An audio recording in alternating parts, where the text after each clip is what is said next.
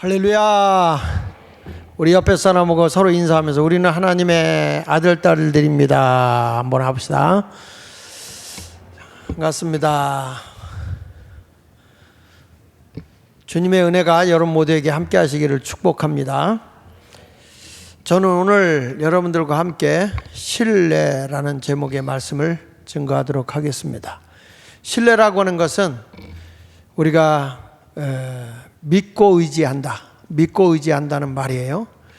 우리는 하나님을 신뢰하는 자들이에요. 믿습니까? 마치 어린 아기가 부모 앞에서 높은 데 올려놓고 뛰어내려봐 할 때 과감하게 팍 뛰어내리죠. 부모님이 그를 받아줍니다. 그게 뭡니까? 부모에 대해서 신뢰하는 거죠. 나를 절대적으로 받아줄 거다, 나를 보호해 줄 거다, 이런 신뢰가 왔을 때는 부모에게 전적으로 모든 걸 맡기고 몸을 던지더라고요. 우리 예수 믿는 사람들이 어떤 사람입니까? 하나님을 전적으로 신뢰하는 자들입니다. 하나님을 믿고 의지하고 나가는 사람은 결코 실패하지 않습니다. 오늘 본문의 내용은 하나님께서 인류의 모든 죄와 허물로 얼룩져 있는 인생을 구원하기 위해서 하나님이 육신의 옷을 입고 이 땅에 메시아로, 구세주로 함께해 주겠다는 약속의 메시지입니다. 이번 주간은 종려주일이며 고난주간입니다. 그래서 오늘이 바로 고난주간이 시작되고 그리고 돌아오는 주일이 부활주일 아닙니까? 금요일 날이 되면 성금요일이 돼서 예수 그리스도께서 우리의 허물과 죄를 위해서 십자가에 못 박혀 돌아가시는 그날을 기리기 위해서 우리가 그동안에 사순절 특별 새벽기도를 계속해 오고 있었고, 그리고 이번 주간에는 어린아이들부터 시작해서 모든 가족이 총동원되어서 새벽마다 특별 새벽기도에 동참하자, 이렇게 여러분들에게 광고가 나갈 것입니다. 그만큼 이 고난주간은 굉장히 우리에게 중요한 주간입니다. 바로 우리를 죄와 사망에서 구원하기 위해서 화려한 모습으로 이 땅에 예수님이 오신 것이 아니라 고난의 종으로 오셨다고 하는 것을 우리에게 말씀해 주고 있어요.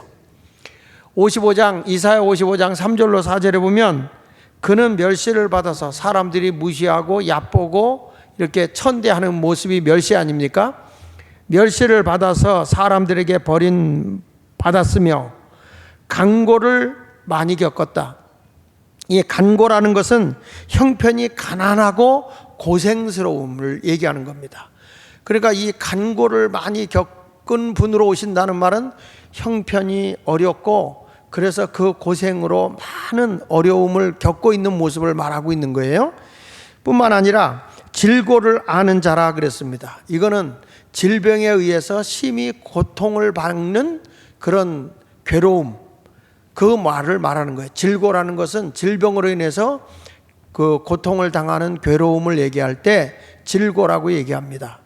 그러니까 우리들에게 그러한 그 핍박과 때로는 그 간고함과 질고와 이런 모든 어려움을 몸소 친히 당하셔서 그것을 다 우리에게서 벗겨주어 자유를 주기 위해 이 땅에 오신 분이 예수님이다, 그 말이에요. 계속 읽어봅니다. 마치 사람들이 그에게 얼굴을 가리는 것 같이 멸시를 당하였고 우리도 그를 귀히 여기지 아니하였도다.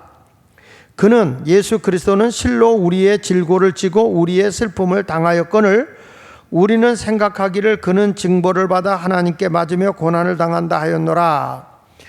지금 사람들이 생각할 때 예수님이 이 세상에 오셔서 사람들에게 무시당하고 멸시당하고 십자가에 못 박혀 돌아가실 때는 그분이 죄가 많아서 그런 것이라 생각을 했다는 거예요. 근데 실질적으로는 하나님이 육신의 옷을 입고 우리의 모든 고통과 아픔과 질병에서 또 죄와 허물에서 자유를 주기 위해서 이 땅에 오셨다는 것이죠. 오늘 본문에서 다시 한번 보면 4절 상반절에 그는 실로 우리의 질고를 지고, 그 말이에요. 그러니까 병에 걸려서 그 괴로움을 당하고 있는 사람들의 질병을 담당하기 위해서 이 땅에 오신 분이 예수님이다. 우리의 모든 질병을 담당하신 분이 예수님이세요. 그러니까 우리가 성한 데 없이 아프고 찔리고 고통 속에 있다고 할지라도 예수님을 믿는, 예수님을 신뢰하는 자들에게는 그 질고에서 해방을 시켜주겠다, 그 말입니다. 성경에 보면 예수님이 이런 말씀에 이사야 53장 5절에 있는 것처럼 그가 채찍에 맞음으로 우리는 나음을 받았다. 예수님이 채찍에 맞아서 등어리에 살조각이 떨어져 나가고 아픔을 당할 때 그분이 왜 그런 채찍에 맞는 일을 겪었냐 하면 우리의 병을 고치기 위해서라. 우리의 질고를 고치기 위해서다. 여러분, 그래서 예수 믿는 사람은 병이 낫는 거예요. 그러니까 과거에만 역사한 게 아니고 예수 믿는 사람들을, 예수를 믿잖아요. 그러면 어떤 병에 있든지 예수를 신뢰하는 자에게는 병에서 자유함을 주신다, 그 말이에요. 과거에만 있었던 거 아니고 히브리서 13장 8절의 말씀처럼 예수 그리스도는 어제나 오늘이나 영원토록 동일하신 분이에요. 과거에 예수님이 2000년 전에 오셨을 때만 있었던 게 아니라 그 당시에 있었을 때도 있었고 지금도 있고 영원히 이 사역은 멈춰지지 않는다는 거예요. 성경에 보면 마태복음 10장 7절로 8절에 제자들에게 그 의미를, 예수를 믿고 이 복음의 확신을 가진 자들에게 이런 말씀을 줘요. 가면서 전파하여 말하되 천국이 가까이 왔다 해라. 하나님 나라의 비밀을 증거하라고 하시면서 8절에 이런 말을 합니다. 바로 예수님이 어떤 분이냐, 이 복음의 능력이 어떤 거냐, 병든 자를 고친다. 병든 자를 고친다. 여러분, 아멘 하는 사람만 고쳐질 거야. 아멘 안 하는 사람은 더 아파질지도 있어. 병든 자를 고쳐주시고 또 죽은 자를 살려주시고 또 나병 환자, 쉽게 말하면 문둥병자도 깨끗하게 하시고 또 귀신을 쫓아내되, 이 마태복음 10장 7절로 8절 왜 내려? 가면서 전파하여 말하되 천국이 가까웠다 하면서 8절에 병든 자를 고치며 죽은 자를 살리며 나병 환자를 어떻게 하고 깨끗하게 하며 귀신을 쫓아내되 너희가 거저받았으니 거저줘라. 예수를 제대로 믿는 사람에게는 이런 능력을 준다. 그거 돈벌이로 써먹지 말고 너희는 거저받았으니까 이런 봉사를 하라는 거예요. 여러분, 우리가 예수를 믿고 질병에서 자유함을 얻은 사람도 수많은 분들이 간증하지 않습니까? 우리 교인들 가운데도 그렇지 않아요? 죽을 병에 걸렸던 사람이 예수 안에서 치유되는 거예요. 내가 예수를 신뢰하면, 두려워 말고 믿기만 하면 주께서 병도 고쳐주시고 귀신도 쫓아내 주는 것입니다. 예수님의 제자들에게만 그러지 않았어요. 70인 문도를 내보내면서도 똑같은 말씀을 했어요. 누가복음 10장 9절에 보면 거기 있는 병자들을 고치고 또 말하기를 하나님의 나라가 가까이 왔다고 해라. 복음을 전하라면서 뭘 했느냐? 병든 자를 고치는 거예요. 그렇습니다. 여러분, 예수 믿는 사람들, 오늘 이 시간에 예수 믿는 사람들에게는 이 사역이 과거의 사건이 아니라 오늘 이 시간에도 역사하는 거예요. 여러분들이 예수 그리스도를 믿잖아요. 오늘 이 시간에 그 예수를 신뢰하면 어떤 병에 있든지 고쳐지는 거예요. 마가복음 16장 17절로 18절에 말씀합니다. 믿는 자들에겐 이런 표적이 따른다. 이런 흔적이 온다. 이런 증거가 나타난다. 어떤 자에게? 예수를 믿는 자들에게, 예수 그리스도를 믿고 신뢰하는 자들에게는 이런 표적이 따라오는데 그들이 내 이름으로 뭘 쫓아낸다고 그랬어요? 귀신을 쫓아낸다. 귀신을 쫓아낸다. 요즘에 제가 이제 그 한국교회 그 성령의 나타남의 집회를 하면서 전국적으로 지금 돌아다니면서 집회를 합니다. 집회를 하는데 70년, 80년대 우리나라에 일어났던 부흥의 역사가 다시 일어나는 거예요. 그러니까 사람들이 전국에서 몰려오는데 특이한 게 있어요. 그때 우리가 은혜운동하고 성령 집회하고 했을 때 일어났던 증거들이 나타나는데 밑에서는 정신 이상된 자들이 막 뛰고 막 난리야. 그 시대에 있었던 증거들이 지금 우리 주변에도 귀신 들린 자들이 너무 많은 거예요. 여러분, 우울증에 허덕이는 사람이 얼마나 많습니까? 그러니까 이런데 젊은 아가씨가 이번에 그 군포제일교회 가서 집회를 하고 있는데 젊은 아가씨가 너무 안 된 거야. 그냥 정신 이상이 됐는데 얼굴도 예뻐. 근데 내가 보니까 오래됐더라고. 오래됐어. 그래서 이제 만나서 기도하면서 딱 지적을 하니까 얘가 상처를 크게 받은 거예요.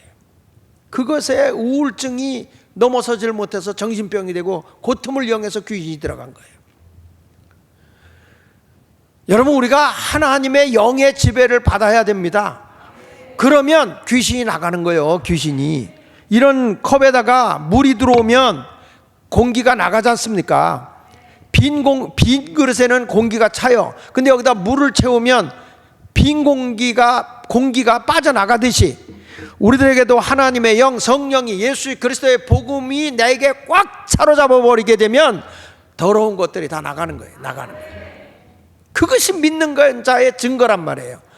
그래서 여기 마가복음 16장 17절에 믿는 자들에게 이런 표적이 따르리니 증거가 나타나니 그들이 내 이름으로 귀신을 쫓아내고 새 방언을 말한다는 거예요. 새 방언. 언어가 바뀌죠. 예수를 만나기 전에는 세상적인 언어예요. 저속한 언어예요. 자기 중심적인, 자기 욕심적인 언어예요. 자기밖에 모르는 언어를 써요. 그런데 예수님을 만나게 되면 언어가 천국의 언어로 바뀌어요. 하나님의 언어로 바뀌어요. 새 언어로 변화되게 되는 것입니다. 이 새 방언을 말하는 거예요. 여러분, 예수 믿기 이전의 언어와 예수 믿고 난 뒤의 언어가 다르지 않습니까? 누구든지 그리스도 안에 있으면 새로운 피조물이라. 이전 것은 지나갔으니 보라 새 것이 되었다. 고린도후서 5장 17절에 있는 말씀처럼 내가 새 사람 된 증거가 뭡니까? 언어에 바뀐 거예요. 그러니까 우리가 요즘에 그 인성교육, 예수의 인성교육을 하는데 중고등학생들이, 우리 중고등부 학생들이 며칠 전에도 제가 얘기 들어보니까 욕이 없어졌다는 거예요. 욕이. 자기들 입에서 저속한 말을 안 한다는 거예요. 여러분, 이게 새 방언을 말하는 겁니다. 새로운 언어, 소망의 언어, 희망의 언어, 기쁨의 언어, 이런 걸로 바뀌어지는 거예요. 요즘에 젊은 부부들이 우리가 이 인성교육을 하면서 자기들이 실천하는 내용을 이렇게 쭉 보내오는 걸 보면 저들의 생활의 변화가 일어나고 있어요. 저들의 이런 말씀대로 실천하니까 삶의 변화가 일어나는 거죠. 그러면 그들이 삶의 변화가 일어나는데 뭐가 일어납니까? 새 방언이라, 새 언어가 바뀌는 거예요. 재밌는 거, 우리 손녀딸한테 야, 준비에 대한 설교를 했을 때 준비는 학교에 공부 준비, 숙제 준비 이런 거 하는데 이번 여름에 너 휴가 갈 거냐? 그랬더니 가야지. 우리 엄마 아빠하고 휴가를 가야 된대. 그러면 너 휴가 가려고 하면 준비를 해야 될 거 아니야. 뭘 준비해야 돼? 여행비를 준비해야 될 거 아니냐? 그랬더니 얘가요, 나한테 눈을 크게 뜨더니 할아버지, 여행 경비의 준비는 아빠가 하는 거야. 내가 하는 게 아니야. 아따 똑똑하대. 할 말이 없어요. 할 말이 없어. 그러니까 우리가 내 위치에서 내가 준비해야 될 것이 있다 이 말이야. 그러니까 사람의 변화가 일어나는 거죠. 그 요즘에 젊은이들이 마음의 하트 바이러스에 걸려서 나쁜 언어라든지 나쁜 행동, 그리고 중독성, 이런 것들이 있는데, 이런 것이 우리 교회에서 하고 있는 이 인성 알티바이블이라고 하는 인성이 들어가면 그게 백신이야. 백신. 엔티바이러스가 들어가면 그들의 성품이 바뀌게 되고 새로운 일들이 일어나게 된단 말이에요. 그러니까 지금 요즘에 그 훈련을 위해서 또 젊은 사람들이 모여서 우리가 책이 이제 번역돼서 나온 책, 엔타이바이러스라고 하는 그 책을 가지고 실질적으로 이렇게 해나가고 있는데, 여러분, 우리 예수 믿는 사람들은 이 언어나 행동이 다 바뀌어야 돼요. 그러면서 거기서 또 뭐라고 얘기하냐면 18절에 보면 뱀을 집어 올린다. 이 뱀이라는 건 사탄이에요. 마귀예요. 그러니까 이게 마귀는 뭡니까? 죽이고 빼앗고 멸망시키는 이런 것만 하는 거 아니라 거짓의 아비거든. 거짓말을 잘해요. 성경 말씀 그 에베소서 4장 22절 이하에 보면 너희는 유혹의 욕심을 따라 썩어져가는 구습을 따르는 옛사람은 벗어버려라. 예, 그 썩어져가는 구습을 따르는 거, 욕심대로 살아가는 것은 벗어버려라. 그러면서 너희의 심령이 새롭게 되어, 너희 마음이 새롭게 되어, 그러면서 뭐란 거니? 이렇게 말해요. 너희의 심령이 새롭게 되어 하나님을 따라 의와 진리의 지으심을 받은 거룩한 새 사람을 입어라. 그러면 그 거룩한 새 사람을 입는 게 뭐냐? 의와 진리로서 내가 거룩한 새 사람을 입는 것이 뭐냐? 그것이 에베소 4장 25절에 보니까 그런즉 너희는 거짓을 버리고 참된 것을 말하라. 과거의 사람은 유혹의 욕심을 따라 살아가는 사람은 거짓이요. 근데 우리는 뭐냐? 참된 것을 말하라. 저는 이번에 기독교에 꽃이 필 날이 왔다. 예. 이번에 대통령 선거할 때 광화문에 기독교인들이 그렇게 힘을 쓰고 있어서 대통령이 됐어. 어쨌든 그런데 지금 그걸로 된 게 아니에요. 또 한 번 거짓된 걸로 광우병 같이 세월호 같이 막 또 나라를 어지럽게 하는 이 주사파 세력들, 이 종북 세력들에 의해서 나라가 또 한 번 혼란이 올 거예요. 연평도 사건 같이 북한에서 때리고 여기서 내란이 일어날 거예요. 그런 것을 때려잡을 수 있는 것이 진리가 참이 존재하는 것은 교회밖에 없어요. 여러분, 얼마나 이 나라, 이 정부가 거짓말을 많이 합니까? 이 정치하는 사람들을 믿을 수 있습니까? 언론을 여러분은 믿을 수 있습니까? 세상에 거짓령이 판을 쳤버려요. 거짓령이. 그러니까 이제 우리는 교회가 뭘 해야 됩니까? 하나님의 기독교 예수 그리스도의 복음이 한국 강산에 파도쳐 물결을 덮어버려야 돼. 그래야 하나님의 의와 진리가 이 세상을 새 사람으로 덧입혀버린다고요. 그리고 뭐가 나와야 돼요?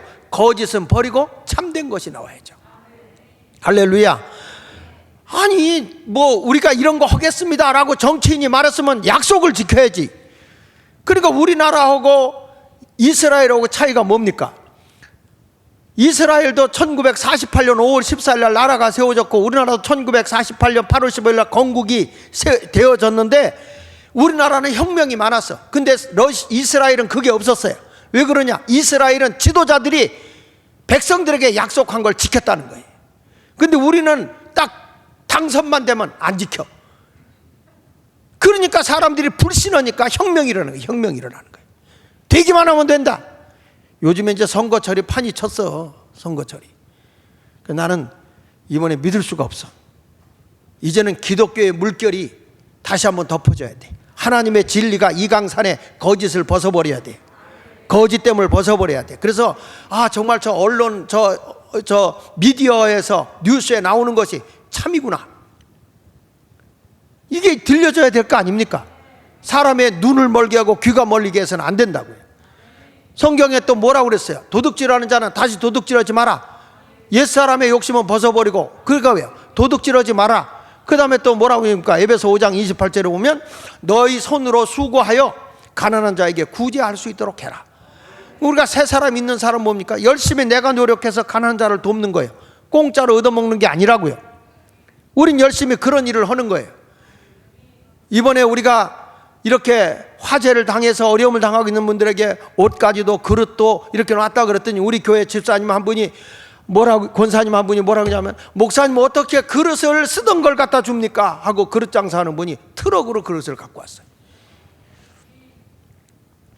여러분, 이렇게 우리가 가진 것으로 나누면서 선한 일을 하는 것이 기독교가 이렇게 영향력을 행사할 수 있는 때가 왔다. 한국 강산은 이때 교회가 본질을 놓치면 끝난다. 한국이 새로운 길로 빛과 소금으로 등장할 때가 됐다 이 말이에요. 여러분, 우리가 성령의 매인 거룩한 교회, 더 세상 속으로, 이게 우리 교회 주신 표 아닙니까?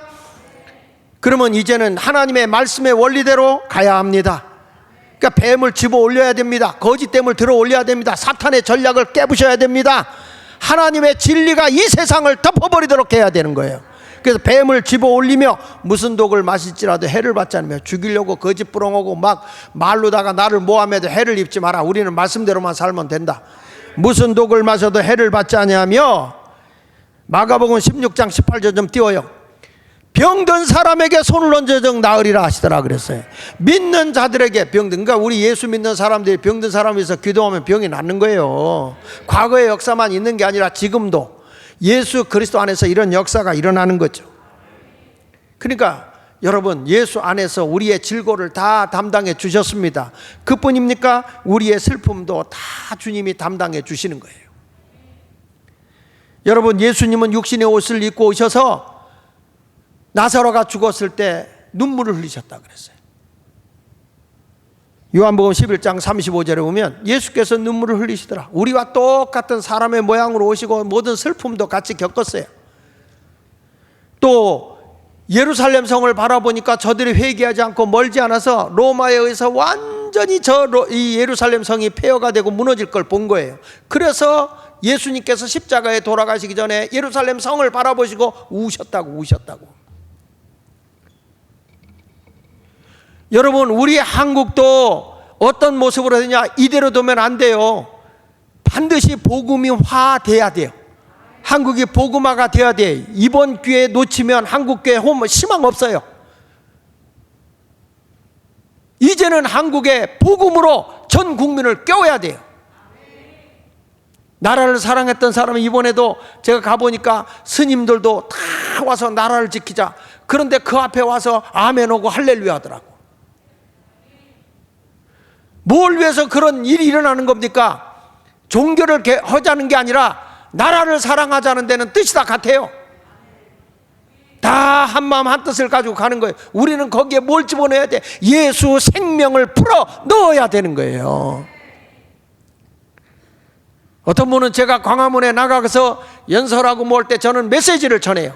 한국 강산에 복음을 전해요. 근데 어떤 사람 비판하는 사람도 있어요. 왜 목사님이? 아니에요. 하나님이 기회를 줬어요. 이 강산에 성령의 파도 치도록 해야 되고 복음화된 예수화 운동이 일어날 수 있는 길이 열렸다. 썩어질 것을 썩지 않게 해야 되고 약한 자가 눌린 자에게 자유를 줄 수 있어야 되고 하나님의 복음화가 이루어지는 그날이 이루어져야 되는데, 내가 지난 금요일 날 김국성이라는 탈북자, 우리나라로 말하면 국정원장급에 있었던 사람이 탈북한 사람 만났어요. 그분 만나서 같이 차를 마시면서 얘기를 했어요. 도대체 주사파가 뭐요? 북한에서 말하는 김일성 주체 사상이 뭐요? 다 물어봤어요. 깜짝 놀랐어요. 저는. 우리가 정신 차려야 되겠구나. 자기가 명단을 다 공개해 준대. 교육청, 전교조에 얼마나 사상적으로 주사파라고 하는 사람들, 전교조 이 사람들이 거기에 많이 있는지 아이들의 영혼을 다 병들게 하고 있는 거예요. 여러분, 지금 예수님이 다시 한국 강산에 온다면 눈물 흘린다고. 눈물 흘려. 우리는 진리로 이 세상을 바꿔야 돼요. 할렐루야. 우리는 정치하는 사람 아닙니다. 오직 하나님의 말씀이 우리의 심령을, 영혼을, 삶을 새롭게 바꿔야 돼요. 마태복음 11장 28절에 수고하고 무거운 짐진 자들아 다 내게로 오라. 내가 너희를 쉬게 하리라. 예수 안에서는 쉼이 있는 거예요. 참된 평화가 이루어지는 것입니다. 근데 우리는 생각하기 예수님이 십자가의 고난을 받을 때, 그럴 때 사람들이 예수님의 죄가 많아서 저러겠지, 그런 사람이 있어요. 제가 이렇게 하나님의 복음을 온 세상에 전파하는 데 뛰어들어가니까 어떤 사람들은 나한테 막 댓글 다는 분도 있어요. 그러면서 얼마나 거기서다가 배반할 거냐 이렇게부터 하는 사람이 있고. 그런데 어떤 분은 어저께 제가 딱 그 설교를 하고 나니까 짤막하게 설교를 했는데 문자가 왔어요. 감리교의 위상을 높여주는 목사님이 되셔서 감사합니다고 문자가 들어왔더라고요. 뭘 감리교의 위상을 높여? 복음 예수가 높아지면 되는 것이지. 우리는 복음이요. 복음을 잘못 받아들이면 볶음이 돼.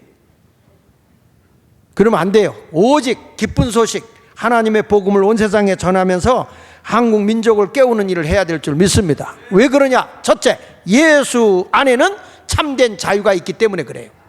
그래서 우리가 예수를 믿어야 자유를 얻을 수 있습니다. 여러분, 예수 안에서 자유가 있음을 신뢰하는 자가 되시기를 바랍니다. 여기 보십시오. 이사야 53장 5절로 6절에 그가 찔림은 우리의 허물 때문이다. 예수님이 십자가에 못 박힌 것은 내 허물 때문이고 그가 상함은 우리 죄악 때문이라. 그가 징계를 받음으로 우리는 평화를 누리고 그가 채찍에 맞음으로 우리는 나음을 받았도다 했어요. 그러니까 예수 안에서는 여러분 허물과 죄도 다 사함받는 거예요. 진리가 너희를 자유케 하리라. 예수 안에 들어오면 여러분 죄책감에서도 벗어날 수 있어요. 우리의 모든 죄를 다 사해 주는 분이 예수 그리스도이기 때문입니다. 뿐만 아니라 불화하고 자꾸 갈등이 있던 그곳에 평화를 줄 수 있어요. 원수까지도 사랑할 수 있는 거예요. 그리고 예수님이 채찍에 맞을 때 우리는 나음을 받았어요. 건강도 얻었어요. 여러분, 허물과 죄에서도 자유함을 얻는 자가 될 뿐만 아니라 또 여러분들의 마음속에 자꾸 갈등이 있고 분열이 있고 원수 맺고 있는 여기에 평화가 세워진다면, 평화가 주어진다면 얼마나 여러분 자유롭습니까? 평화로운 세상에 살고 싶지 않나요? 부부간에도 늘 싸우는 데가 좋아요? 화목한 가정이 좋아요? 두말하면 숨찬 얘기죠. 화목해야죠. 어떤 분은 또 그렇다네. 어떤 여자는 남편한테 맞아야 평화롭다고. 그 잘못된 거예요. 정신병이에요, 그거는. 여기 성경에 말합니다. 그가 다 양 같아서 그릇 행하여 각기 제 길로 갔거늘 여호와께서는 우리 모든 죄악을 그에게 담당시켰다. 하나님께서는 우리의 모든 죄를 다 예수 그리스도의 십자가 안에 담당시키고 저와 여러분들의 모든 죄와 허물에서 자유함을 주신 분이 예수 그리스도이신 것을 믿으시기 바랍니다. 그래서 예수를 믿는 자에게는 영원한 생명이 있는 거예요. 요한복음 3장 36절에 아들을 믿는 자에게는 영생이 있다. 그래서 나는 하나님과 화목하고 내 마음도 평안하고 그리고 내 몸도 건강하여 평안한 삶을 살아갈 수 있는 자가 되기 위해서는 예수 그리스도 안에 사는 자가 복이 있는 거예요. 내가 하나님의 아들의 말씀에 불순종하고 살아가게 되면 아직도 나는 하나님을 보지 못하고 영생이 없고 하나님의 진노가, 하나님의 심판만 내 속에 있는 거예요. 그래서 우리는 예수 이름으로 자유함을 얻어야 됩니다. 허물과 죄에서 자유를 누리는 자가 되시기를 축원합니다.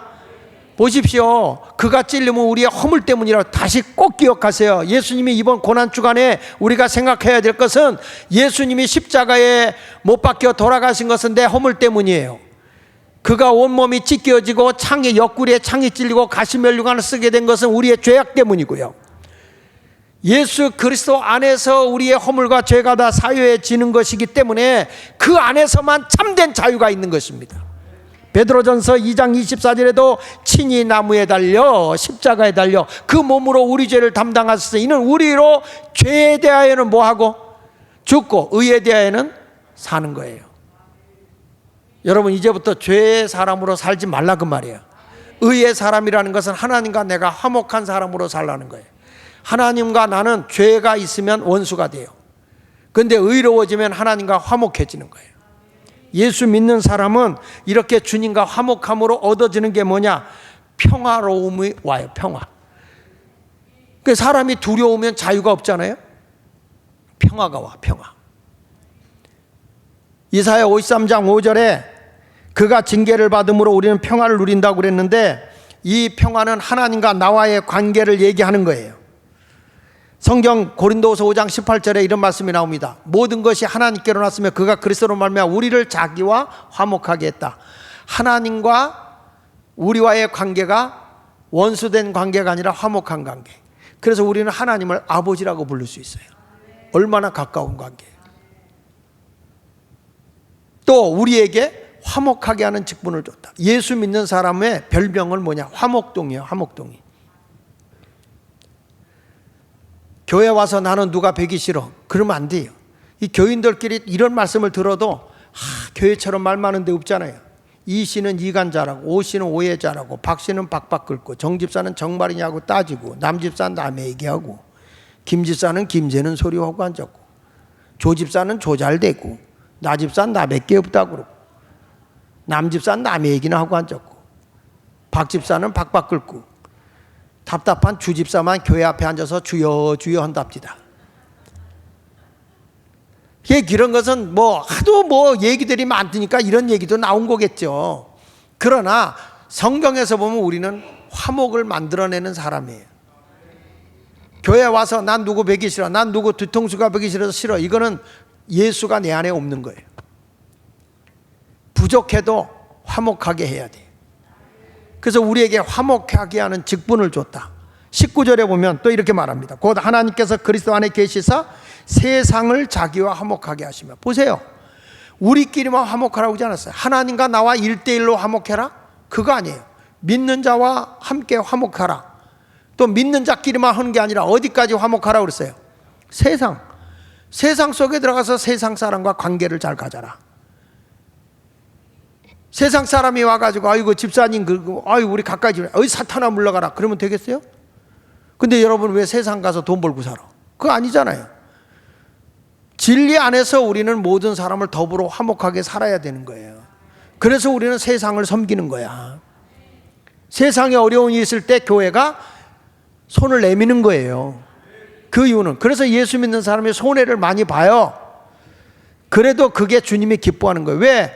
생명은 죽어야 생명을 낳을 수 있기 때문에 우리가 희생하는 거예요. 한 알의 밀알이 죽어야 생명의 많은 열매를 맺는 거예요. 예수 믿는 여러분들은 영생을 가진 자잖아요. 영원한 생명을 가진 사람이잖아요. 세상 사람과 똑같은 가치관을 가지고 내가 왜 저 사람을 위해서 희생해야 돼? 이렇게 살면 이 세상은 희망이 없어요. 내가 죽어져서 생명이 살아나야 되는 거예요. 내가 희생을 해서 유익함을 일으켜야 되는 거예요. 여러분 밀이 썩어 죽어지지 않고 어떻게 밀을 많이 맺어요? 이 세상의 어떤 것도 생명이 죽어져야 생명을 낳는 거라고요. 그러니까 나라를 위해서 사회를 위해서 봉사한다 하는 거는 내가 죽어져서 생명을 낳겠습니다라는 것인데 이게 잘못되어 가고 있는 거는 자기가 생명을 낳기 위해서 죽어지는 게 아니라 자기만 살겠다고 아우성을 치니까 나라가 부패하는 거라고요. 교회가 왜 부패합니까? 자기 희생을 하려고 하지 않고 자기 욕심을 부리는 순간에 교회는 썩는 거예요. 여러분들이 선한 일을 위해서 희생하고 헌신합시다. 아멘 다 같이 합시다 라고 하면 살아있는 교회예요.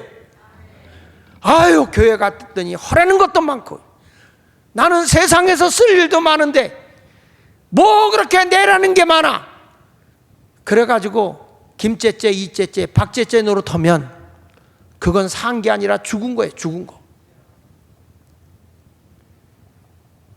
나는 쓸 것 없어도 희생해서 다른 사람에게 유익이 될 수 있다면 아멘하고 기꺼이 써라 이 말이요.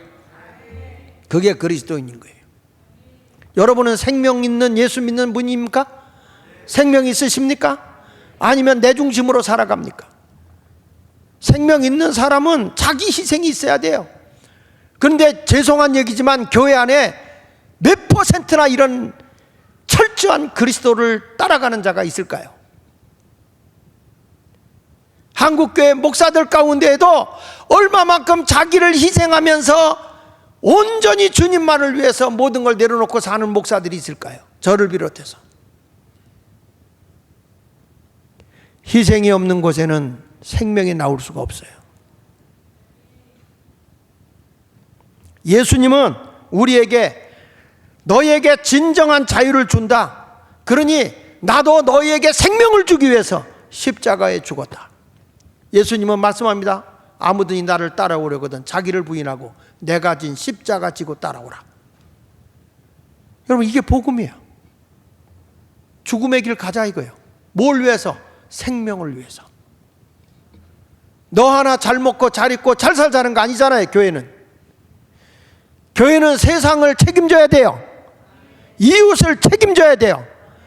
마음을 다하고 목숨을 다하고 뜻을 다하여 주 너희 하나님을 사랑하라. 이것이 첫째 되는 계명이고 둘째도 그와 같으니 네 이웃을 내 몸같이 사랑하라. 이웃 사랑할 때 내가 죽어지기까지 사랑해봐라. 여러분 이게 예수 믿는 거예요.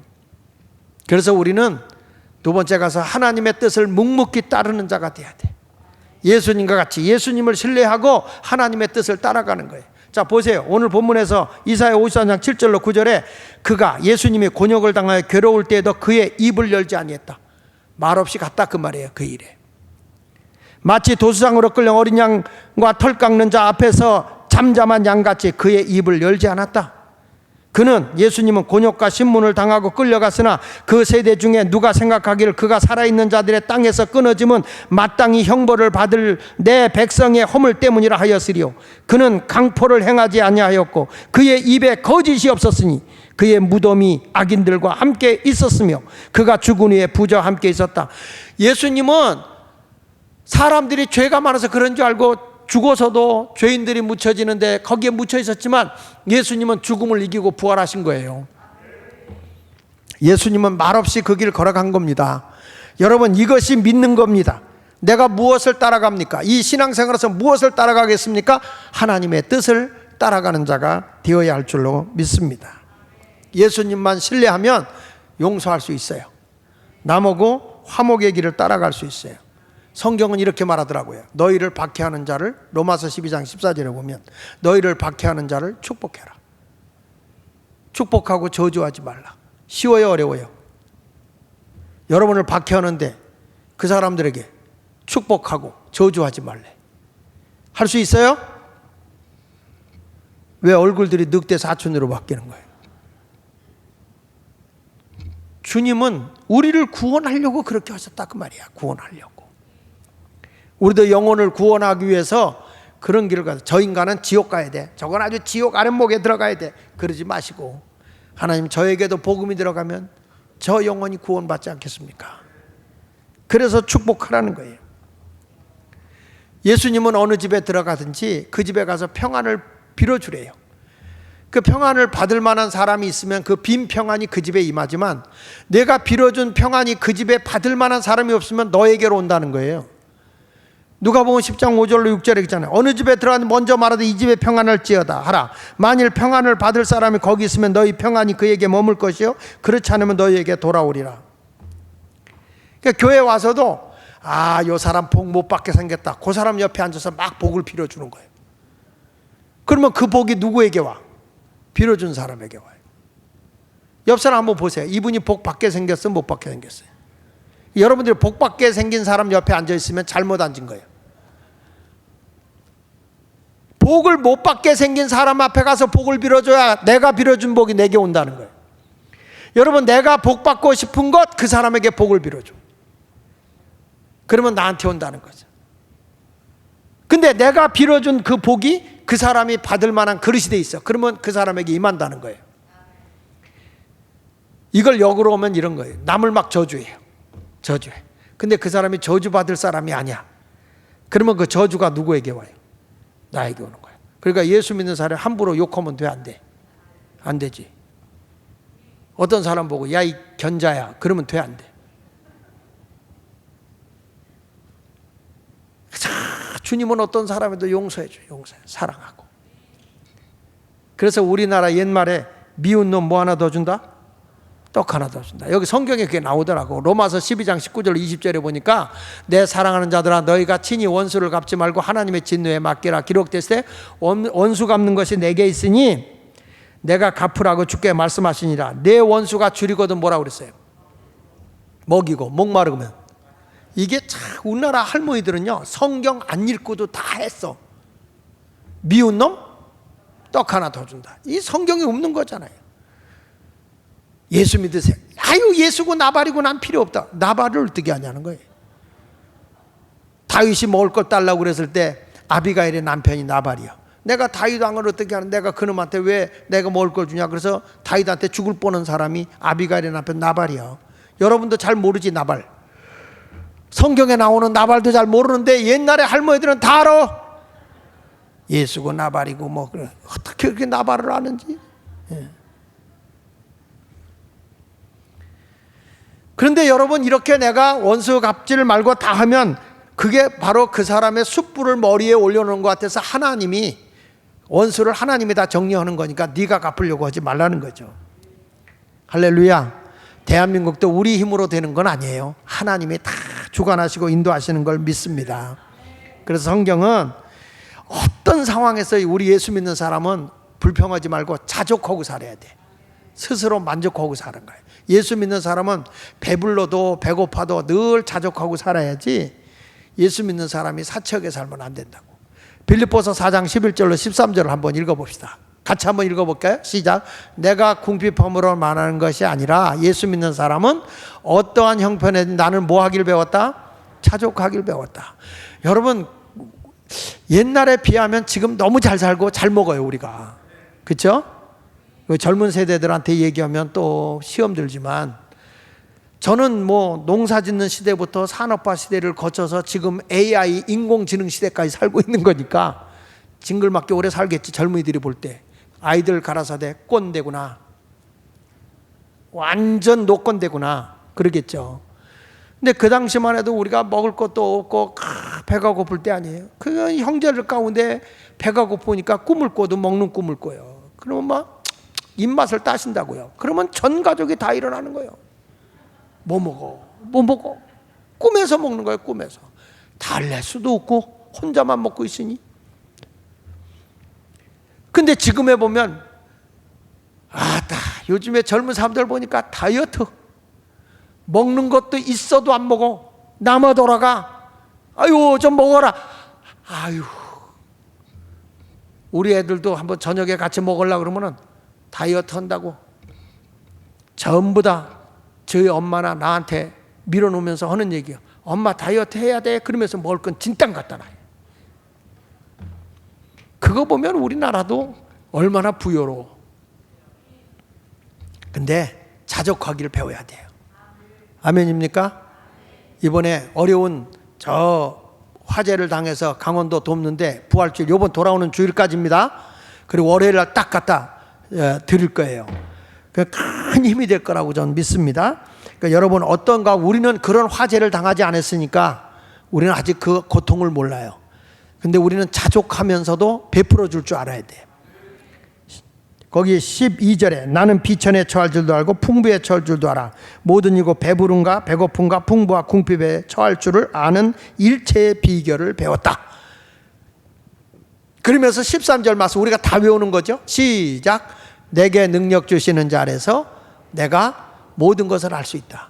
이것은 뭐냐면, 이것은 내가 비천에 처할 줄도 알고 풍부에 처할 줄도 알고 배부르고 배고픈고 풍부 궁핍 어떤 상황에서도 자족하고 살아가는 능력을 얘기하는 거예요.